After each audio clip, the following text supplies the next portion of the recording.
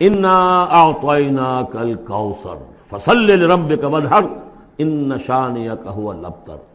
اے نبی ہم نے آپ کو خیر کثیر عطا کیا۔ اس خیر کثیر میں یوں تو یہ کہ حوض کوثر وہ بھی اسی میں شامل ہے، لیکن یہ کہ اس پر آپ کو 25-30 قول مل جائیں گے۔ قرآن سب سے بڑا خیر کثیر ہے، بہت بڑا خیر کثیر۔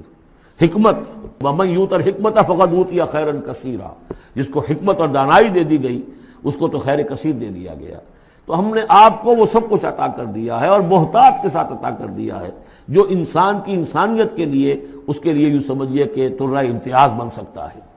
فصل لربک وانحر، پس اپنے رب کے لیے نماز پڑھا کیجئے اور نحر کیجئے، اونٹ قربان کیا کیجئے۔ یہ گویا کہ عید الاضحیٰ کا نقشہ آ گیا۔ فصل لربک، پہلے ہم نماز پڑھتے ہیں دوگانا عید الاضحیٰ، اور پھر جا کر ہم قربانی کرتے ہیں وانحر ان شانئک هو الابتر، یقیناً آپ کا دشمن ہی ہے کہ جو دم کٹا ہو جائے گا۔